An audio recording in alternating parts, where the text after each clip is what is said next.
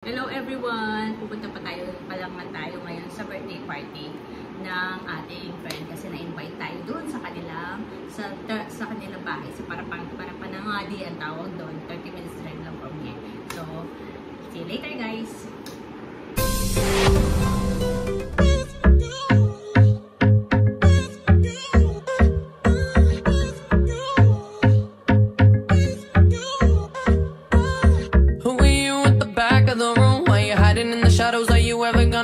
Ito, nag-aayos na naman tayo.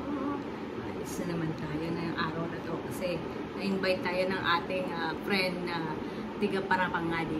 30 minutes lang siya dito sa amin. Si Annalisa. Si Tokayo. Yung napanood niyo yung aking vlog before na nag-get together kami.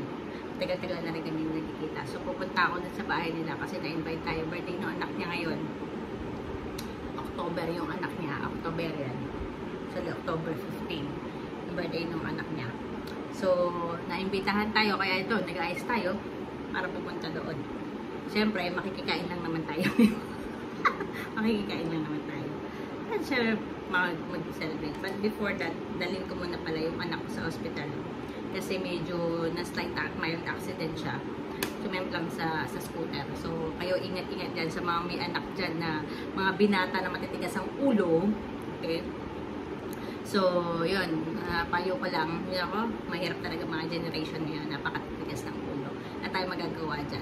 Imaginin mo, minsan wala pang helmet na nag-drive ng scooter. Anyway, electric vehicle naman, EV naman yung ano niya, yung kanyang scooter. So, medyo maliit, mabagal lang yun, kailangan itakbo. Hindi siya yung talagang mga high power na mga scooter. So, dalhin ko muna siya sa hospital, tapos sa kami, tsaka ako pupunta sa hatid ko siya dito yun, tapos pupunta ako din sa birthday yan. So, syempre, hindi naman siya ganun grabe, nagasgasan lang talaga siya sa mga braso, tsaka sa kamay at tsaka dun sa paa. Yun lang, wala naman, hindi naman ganun talaga major accident. Pero syempre, kayo ingat-ingat pa rin kayo, yung mga bata-bata dyan, mag-ingat sa pag-drive ng scooter or ng bike. Lalo na sa mga mabibilis na bike. So yun, alis muna ako at punta muna kami ng hospital din, doon tayo sa birthday party. So ito nga pala yung regalong ibibigay ko dun sa anak ni Tokayo, si Annalisa, para naman di nakakahiya na wala tayong dala. Laruan lang yan, nasa loob. Nagbabiyahe nga pala kami ng anak ko papunta sa ospital kasi lilinisan yung sugat niya. So ayan, nililinisan ng nurse yung sugat niya at inatid ko muna pala siya sa bahay at ako'y pupunta na kila Annalisa.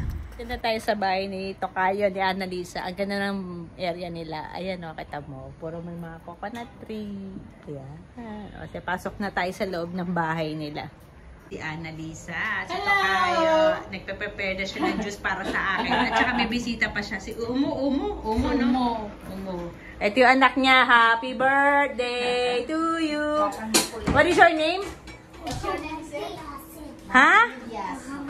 Muhammad Yasin. Happy birthday. So, ito yung ano to, Chico? Anong juice to? Apple. Apple juice. With pomegranate. Pomegranate. Ang daming tsokolate. Di ano? Ay, sus! Pag numuwi si Papa niya, puro tsokolate. Oh, wala. Apple juice nga. Ay, sarap. Happy birthday. Nawala na yung 0. Di ba 10 years old na siya? Sino? Si Ahmed?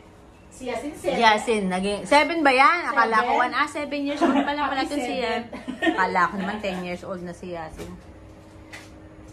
Nagdadatingan na pala yung mga bisita ni Sis Annalisa para sa anak niya, yung mga kamag-anak nila at yung mga kaibigan ng mga anak niya plus yung mga ibang relative nila. At yan, nagpiprito nga pala ako ng samosa. Tinulungan ko na si Sis Annalisa kasi busy na siya sa pag-prepare ng mga pagkain. So ayan, nakikita nyo yung binalot niya na yung samosa na yan. Chicken samosa yan. Alam nyo na, traditional Indian food yan. So ayan na, dumating na yung ibang mga relative nila. Hinanda na niya yung spaghetti tsaka yung samosa, yung ibang napirito ko, at yan yung cake na binili ni Sis Annalisa. At saka yung spaghetti, noodles at saka spaghetti ang kanyang hinanda. Ewan ko lang kung kakainin yan ng mga bisita kasi alam mo naman dito sa India, spicy food ang kanilang preferred. You know, ang mga Indians hindi ganyan yung nila magugustuhan. Sana magustuhan nila. So ayan. Go! Happy birthday to you. Happy birthday to you. Happy birthday. Happy birthday. Happy birthday. Smile, smile. What you say? Thank you for coming to... For coming by birthday. Wala na rin eh. Cut your cake. Just give them, okay? Fatima, he's coming. Yes. They're coming. Family. Ah. Yeah, cut your cake. Order ke? Yeah, this one. Ah, this one. Cake. Cut your one. No, because Ah, emang. Sabi niya may dadating pa daw eh.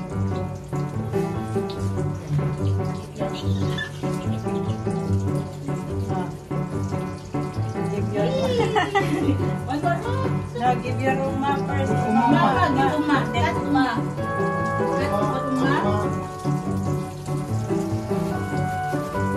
Small, small pieces.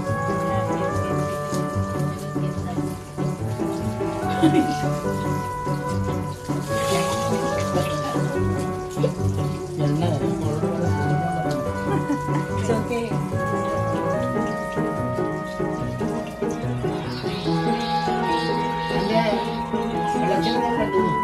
Dinidistribute na ng anak ni Annalisa yung mga cake. Dito pala sa India, ganyan ang tradisyon. Una muna ikakat yung cake, yan ang kakainin muna nila bago yung may mga yung ibang handa.